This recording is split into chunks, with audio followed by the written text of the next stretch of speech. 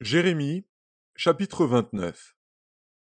Voici le contenu de la lettre que Jérémie, le prophète, envoya de Jérusalem au reste des anciens en captivité, aux sacrificateurs, aux prophètes et à tout le peuple que Nebuchadnezzar avait emmené captif de Jérusalem à Babylone, après que le roi Jéconia, la reine, les eunuques, les chefs de Juda et de Jérusalem, les charpentiers et les serruriers furent sortis de Jérusalem.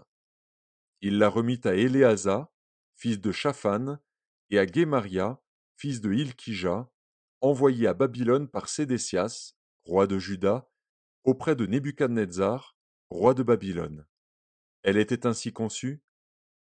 Ainsi parle l'Éternel des armées, le Dieu d'Israël, à tous les captifs que j'ai emmenés de Jérusalem à Babylone. Bâtissez des maisons, et habitez-les, plantez des jardins, et mangez-en les fruits. Prenez des femmes, et engendrez des fils et des filles. Prenez des femmes pour vos fils, et donnez des maris à vos filles, afin qu'elles enfantent des fils et des filles. Multipliez là où vous êtes, et ne diminuez pas. Recherchez le bien de la ville où je vous ai mené en captivité, et priez l'Éternel en sa faveur, parce que votre bonheur dépend du sien. Car ainsi parle l'Éternel des armées, le Dieu d'Israël. Ne vous laissez pas tromper par vos prophètes qui sont au milieu de vous, et par vos devins.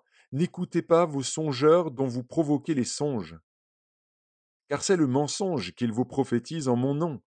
Je ne les ai point envoyés, dit l'Éternel. Mais voici ce que dit l'Éternel. Dès que 70 ans seront écoulés pour Babylone, je me souviendrai de vous, et j'accomplirai à votre égard ma bonne parole, en vous ramenant dans ce lieu. Car je connais les projets que j'ai formés sur vous, dit l'Éternel, projets de paix et non de malheur, afin de vous donner un avenir et de l'espérance. Vous m'invoquerez, et vous partirez. Vous me prierez, et je vous exaucerai. Vous me chercherez, et vous me trouverez, si vous me cherchez de tout votre cœur. Je me laisserai trouver par vous, dit l'Éternel, et je ramènerai vos captifs. Je vous rassemblerai de toutes les nations et de tous les lieux où je vous ai chassés, dit l'Éternel, et je vous ramènerai dans le lieu d'où je vous ai fait aller en captivité. Cependant, vous dites, Dieu nous a suscité des prophètes à Babylone. Ainsi parle l'Éternel sur le roi qui occupe le trône de David, sur tout le peuple qui habite cette ville, sur vos frères qui ne sont point allés avec vous en captivité. Ainsi parle l'Éternel des armées. Voici, j'enverrai parmi eux l'épée, la famine et la peste, et je les rendrai semblables à des figues affreuses qui ne peuvent être mangées à cause de leur mauvaise qualité.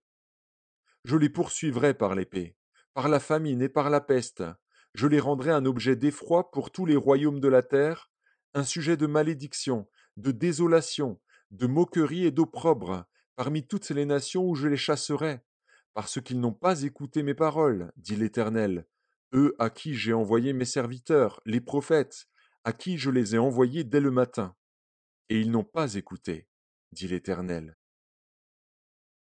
Mais vous, écoutez la parole de l'Éternel, vous tous, captifs, que j'ai envoyés de Jérusalem à Babylone. Ainsi parle l'Éternel des armées, le Dieu d'Israël, sur Akab, fils de Kolaja, et sur Sédécias, fils de Maazéja, qui vous prophétisent le mensonge en mon nom. Voici, je les livre entre les mains de Nebuchadnezzar, roi de Babylone, et il les fera mourir sous vos yeux.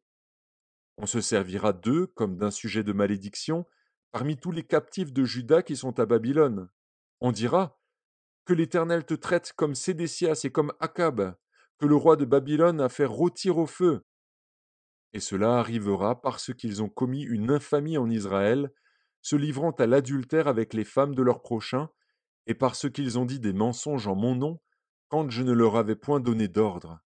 Je le sais, et j'en suis témoin, dit l'Éternel. Tu diras à Shemaéja, Nékélamite, ainsi parle l'Éternel des armées, le Dieu d'Israël. Tu as envoyé en ton nom à tout le peuple de Jérusalem, à Sophonie, fils de Maazéja, le sacrificateur, et à tous les sacrificateurs, une lettre ainsi conçue.